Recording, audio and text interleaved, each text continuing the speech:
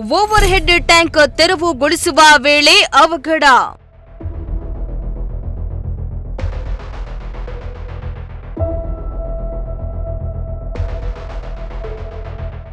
ಅಪಾಯದಲ್ಲಿದ್ದ ಯುವಕನ ರಕ್ಷಿಸಿದ ಅಗ್ನಿಶಮಕ ಸಿಬ್ಬಂದಿ.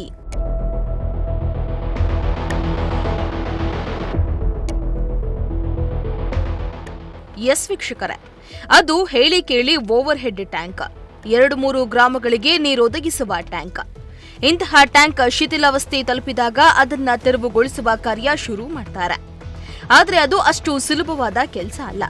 ಅಕ್ಕಪಕ್ಕದ ಮನೆಗಳಿಗೆ ಹಾನಿಯಾಗದಂತೆ ತೆರವುಗೊಳಿಸಬೇಕು. ಇಲ್ಲವಾದಲ್ಲಿ ಸಾವು ನೋವು ಕಟ್ಟಿಟ್ಟ ಬುದ್ಧಿ. ಇನ್ನು ಈ ಓವರ್ ಹೆಡ್ ಟ್ಯಾಂಕ್ ತೆರವುಗೊಳಿಸುವ ವೇಳೆ 2 ಯುವಕರು ಗಂಭೀರವಾಗಿ ಗಾಯಗೊಂಡಿದ್ದಾರೆ. ಕೂಡಲೇ ಅಗ್ನಿಶಮಕ ಸಿಬ್ಬಂದಿ ತಮ್ಮ ಪ್ರಾಣದ ಹಂಗನ್ನ ತೊರೆದು ಯುವಕರನ್ನ ರಕ್ಷಣೆ ಮಾಡಿದ್ದಾರೆ. ಎಲ್ಲಿ ಅಂತೀರಾ? ಈ ಸ್ಟೋರಿಯನ್ನ ನೋಡಿ.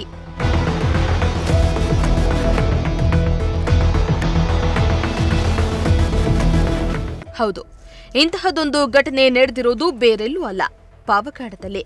ಪಾವಗಡ ಪಟ್ಟಣದ ಹಳೆ ಟ್ಯಾಂಕ್ ಬಡಾವಣೆಯಲ್ಲಿರುವ ಓವರ್ ಹೆಡ್ ಟ್ಯಾಂಕ್ ಶಿಥಿಲಾವಸ್ಥೆ ತಲುಪಿತ್ತು.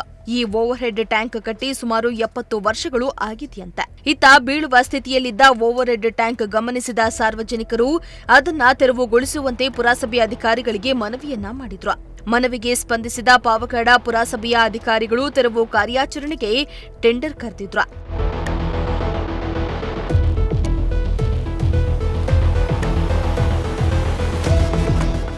ಅದರಂತೆ ಟೆಂಡರ್ ಪಡೆದಿದ್ದ ವ್ಯಕ್ತಿಯಿಂದ ಓವರ್ ಹೆಡ್ ಟ್ಯಾಂಕ್ ತೆರವು ಕಾರ್ಯಾಚರಣೆ ನಡೆಸ್ತಾ ಇತ್ತು.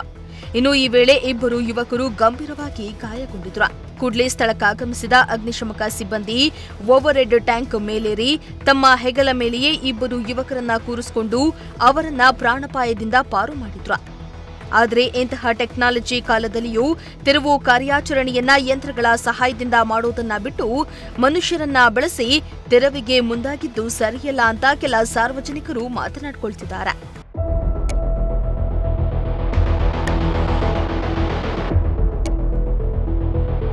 ಒಟ್ನಲ್ಲಿ ಅಗ್ನಿಶಮಕ ದಳ ಸಿಬ್ಬಂದಿಗಳ ಸಮಯ ಪ್ರಜ್ಞೆಯಿಂದ ಭಾರೀ ಅನಾಹುತವೊಂದು ತಪ್ಪಿದ್ದು ತಮ್ಮ ಪ್ರಾಣವನ್ನ ಲೆಕ್ಕಿಸದೆ 2 ಯುವಕರನ್ನ ರಕ್ಷಣೆ ಮಾಡಿರುವುದು ಪಾವಗಡ ತಾಲೂಕಿನ ಜನರ ಮೆಚ್ಚುಗೆಗೆ ಕಾರಣವಾಗಿದೆ. ಇನ್ನು ಈ ವೇಳೆ ಪುರಸಭೆಯ ಮುಖ್ಯ ಅಧಿಕಾರಿ ಶರೀಫ್ ಹಾಗೂ ಪುರಸಭೆಯ ನೀರು ವಿಭಾಗದ ಅಧಿಕಾರಿ ಭಾಗ್ಯಮ್ಮ, ಆರೋಗ್ಯ ವೈದ್ಯಾಧಿಕಾರಿ ಶಂಶುದ್ದೀನ್ ಹಾಗೂ ಸಿಬ್ಬಂದಿ ಮತ್ತು ಅಗ್ನಿಶಮಕ ದಳದ ಸಿಬ್ಬಂದಿಗಳು ಭಾಗವಹಿಸಿ ಯಶಸ್ವಿ ಕಾರ್ಯಾಚರಣೆಯನ್ನ ನಡೆಸಿದ್ರು.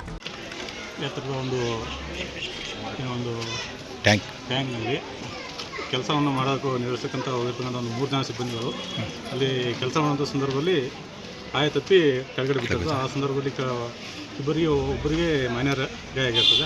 ಅವರನ್ನು ಇಲ್ಲಿ ಇರ್ತಕ್ಕಂಥ ಅವರೇ ಎಷ್ಟು ಹೈಟ್ ಇದೆ ಸರ್? ಅದು ಸುಮಾರು 40 ಅಡಿ ಆಳಿದೆ.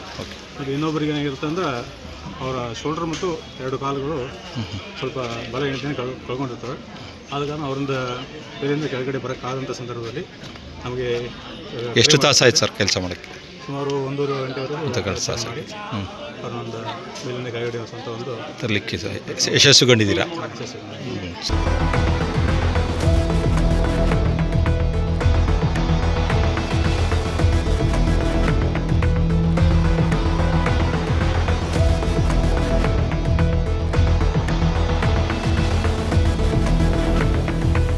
ಇಮ್ರಾನುಲ್ಲಾ, ಪ್ರಜಾಶಕ್ತಿ ಟಿವಿ, ಪಾವಗಡ.